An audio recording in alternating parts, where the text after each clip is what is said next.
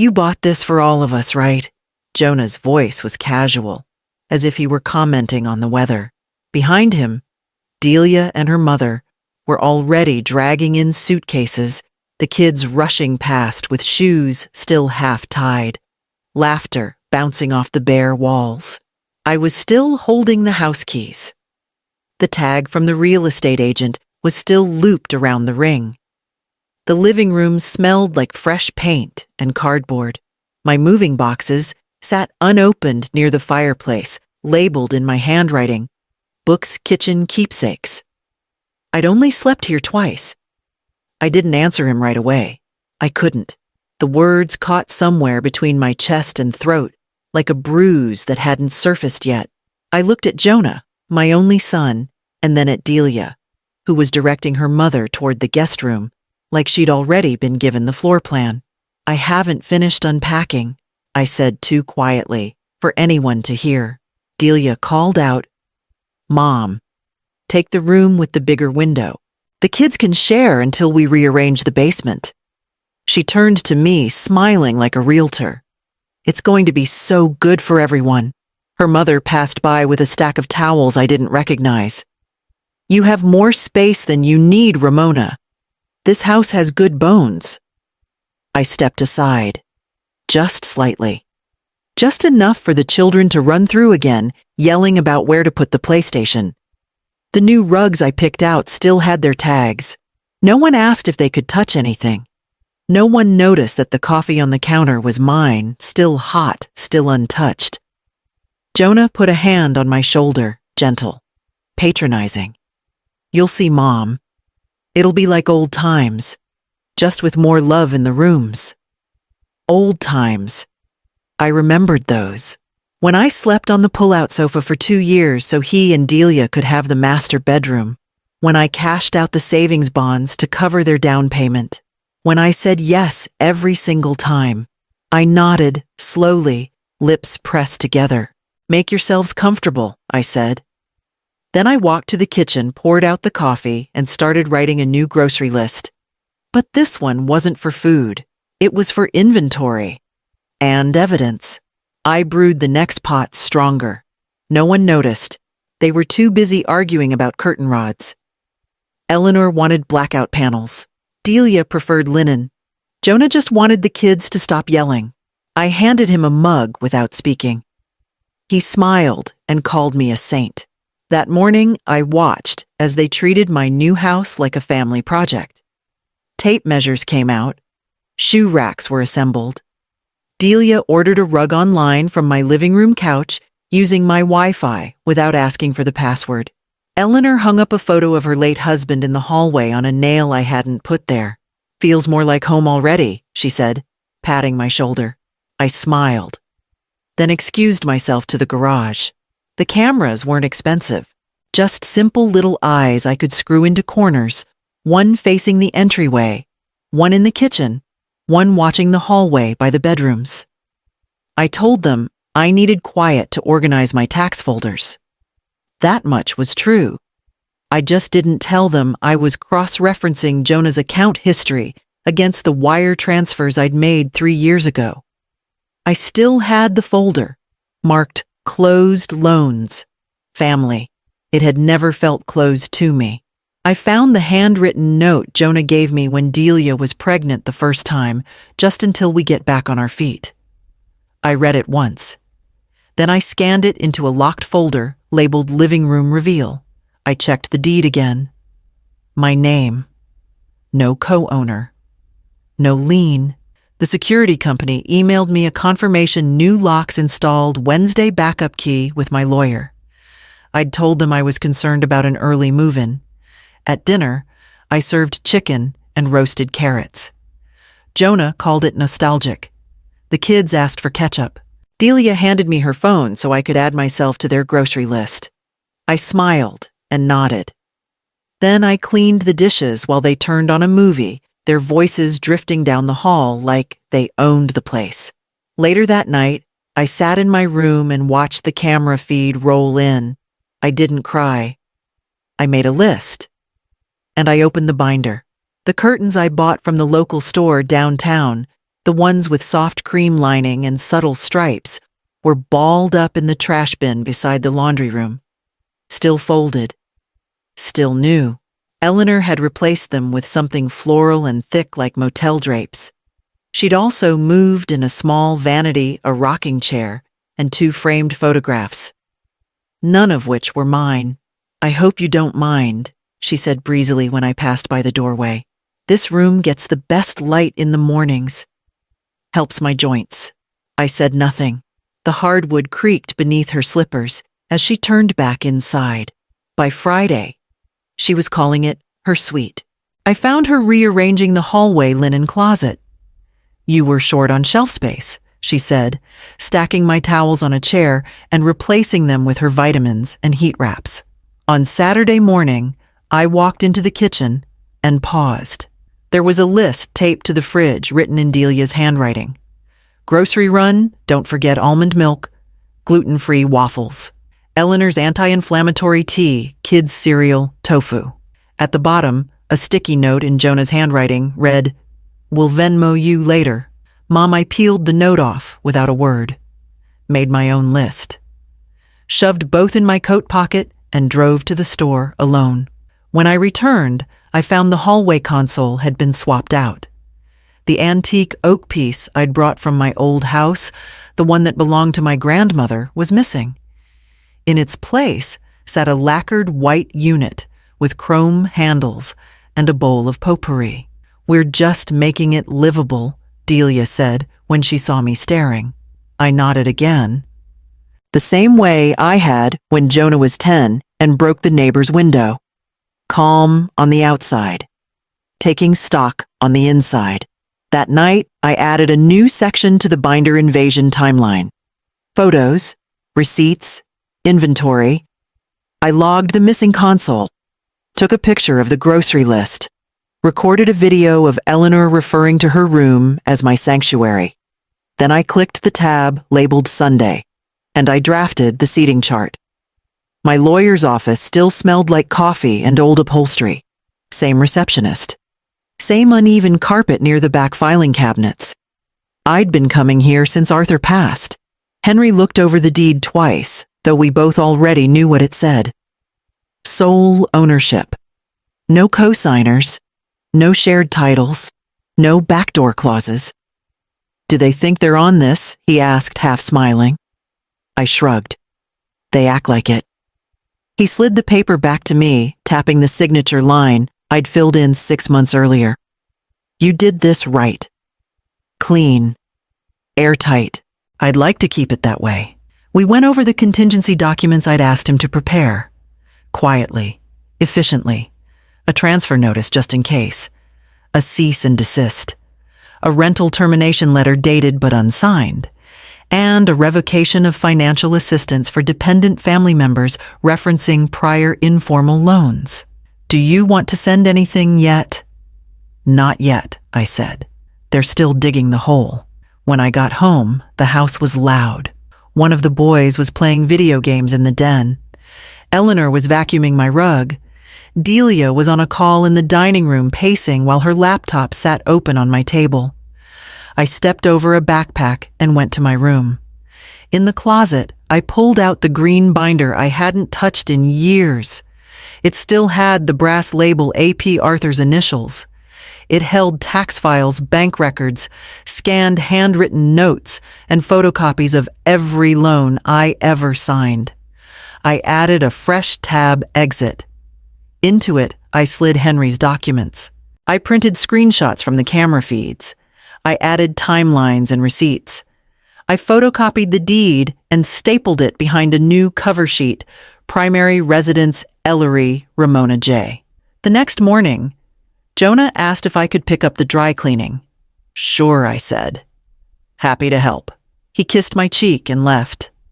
Later, I booked the projector rental and confirmed the catering for Sunday's lunch. Nothing too fancy, just enough to keep everyone in one room. Then I called the locksmith and ordered 5 envelopes. The casserole was still warm when I dimmed the lights. Sunday dinner had gone as expected.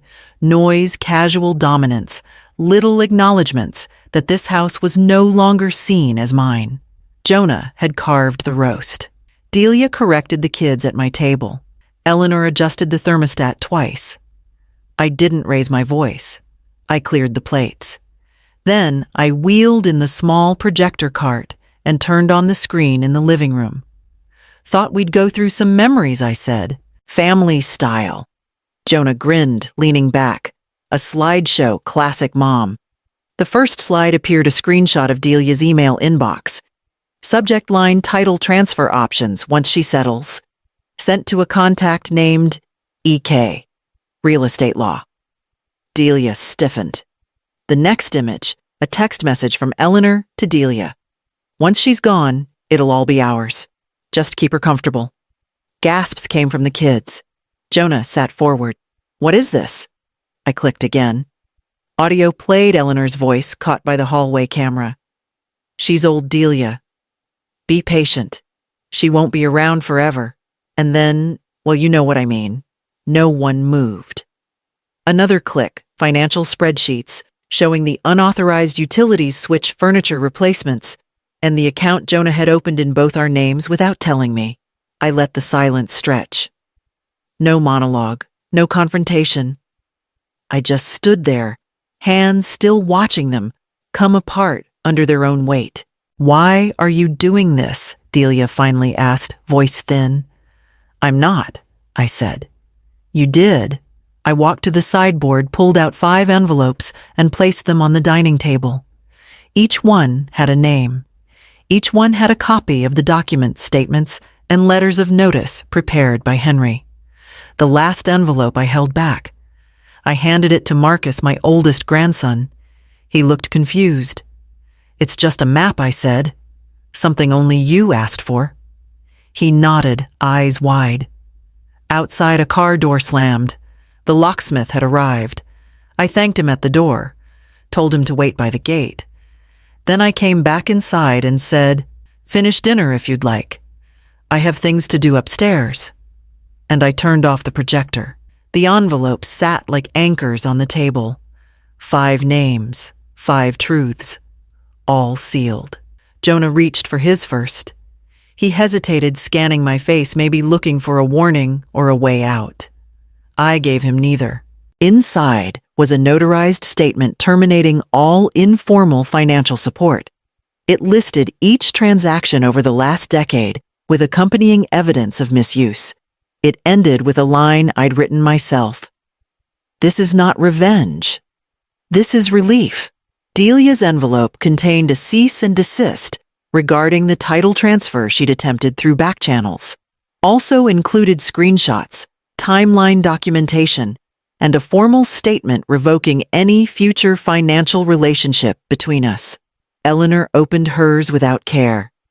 Inside, she found a rental termination agreement, effective immediately.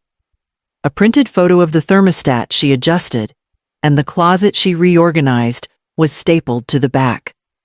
Pamphlets on elder financial abuse were tucked into the remaining 2 envelopes, one for each of my other grandchildren. Not as punishment. Just information, a quiet line in the sand. Then there was Marcus. He didn't tear his open. He looked at it like it might tell him something before he did.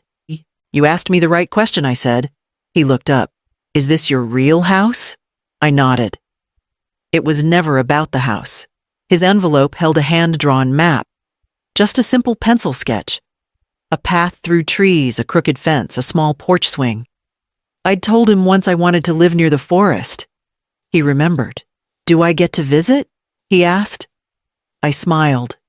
Someday. He folded the map carefully and slipped it into his jacket. He was the only one who thanked me. The rest were still flipping pages, rereading words they never expected to see in my handwriting. I cleared the table without a word, took the dishes to the sink, ran the water hot. They stayed seated, stunned, maybe waiting for me to take it all back, but I'd already taken something else. My time, my name, my keys, and by the time the plates were drying, the locksmith was already changing the locks. I was out before the sun. 1 suitcase, 1 box, 1 binder. I left the note on the kitchen counter beside a cold cup of coffee and a single house key. I didn't need either anymore. This house was for healing, not hosting. I didn't say goodbye. I didn't slam a door. I just walked out, locked it behind me, and slid the new keys into the locksmith's return envelope. He'd finished the job late the night before. Front door, back gate, garage entry, all rekeyed. I handed him a tip in cash and told him I'd mail the extras back once I was gone. He nodded, said nothing. That was the best part of the whole night, someone who didn't need an explanation. By the time Jonah would have stirred for his morning jog, I was already halfway to the tree-lined county road that would take me to the new place. The real house wasn't much to look at. 1 bedroom, a screened porch, no curb appeal, but the title was clean. The utilities were mine alone.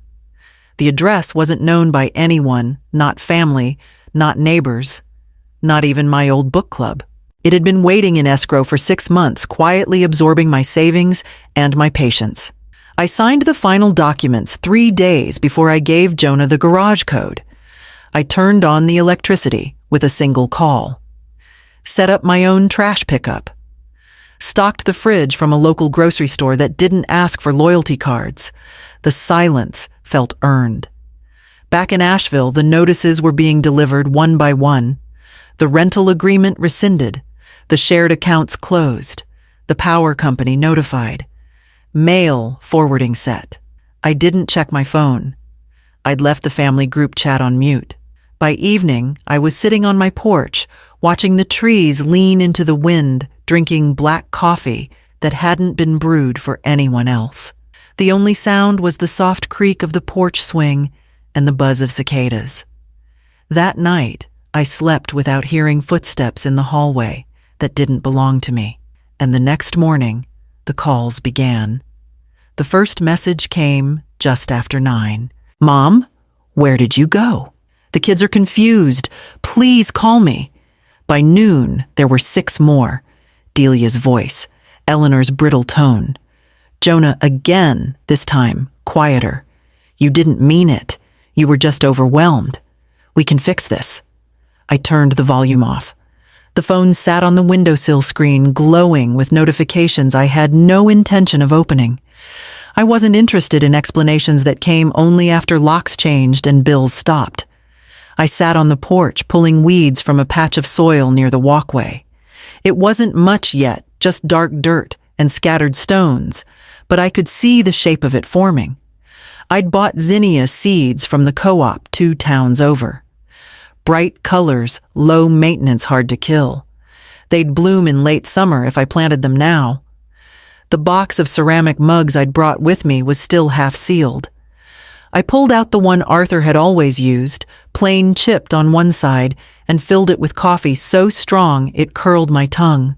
In the distance, I could hear a neighbor's dog bark once. Then silence. The phone buzzed again. Another voicemail. I didn't know what Delia said. Mom. I didn't know about the email. I swear. I let it expire into silence. Later that afternoon, Marcus called. Just once. He didn't leave a message. He didn't have to. I went inside and found the envelope I'd saved for him, an extra copy of the map folded tighter with one new line written across the top. Not yet, but someday. I mailed it that night. The rest of the messages I deleted without listening. Some were short. Some angry. One was tearful. None changed anything. When the sun began to set, I moved a rocking chair to the far edge of the porch and watched the last of the light settle through the trees. I felt no guilt, only stillness. And just before the sky darkened completely, I started drafting a letter. One I never thought I'd write. He parked at the bottom of the drive, not even pulling in fully, just far enough to step out and be seen. I watched from the porch mug in hand. He didn't wave, didn't rush. He stood there for a long moment, like he wasn't sure if this was bravery or foolishness. Then he walked up. No lawyer, no folder, no explanation rehearsed. Just a man with his shoulders lower than I remembered. I didn't come to argue, he said. I came to say I understand. I nodded, slow and careful. He held out a manila envelope. I didn't take it. It's the deed to our place. I signed it over. It's clean. I can leave it in your name or sell it. Do whatever you want with it. I didn't reach for it. I don't want your house, Jonah. His jaw tensed like he had more words waiting, but they stayed behind his teeth. We stood in the silence together. The breeze moved between us, and for once it didn't carry anything bitter. I'll move out, he said finally. Delia and I, things aren't what they were. Still, I said nothing. He looked down at his hands, empty now, the envelope at his side like a loose burden. I never thought I'd be the kind of son you'd walk away from. I took a slow sip of my coffee. You didn't notice when I was already halfway gone. He swallowed hard. I can't fix everything, he said, but I'd like to try something smaller. I stood, walked past him. He didn't follow. I poured a second cup and handed it to him. Let's sit, I said, but I'm not inviting you back in. He nodded. No protest. He sat on the step, careful not to speak too soon. We drank without words, just the two of us and the sound of gravel settling under his tires. And when he left, I didn't watch him drive away. Instead, I turned back to the kitchen and pulled out the letter I'd started the night before. I walk the land every morning. Just a loop around the edge of the property, past the old oak stump and down by the split rail fence where the squirrels always gather. There's only one set of footprints now. Mine. No toy trucks in the grass. No competing voices. No one asking where the coffee filters are kept. Just my breath, my boots, and the quiet rhythm of a life returned to itself. The mailbox is mine. It has my name, just my name, and I check it once a week. Jonah sends birthday cards now. Sometimes for me, sometimes for the kids to say hi. I open most of them. He writes carefully, like he's still learning how to speak to me again. Delia hasn't written. Not that I expected her to. Marcus writes the most.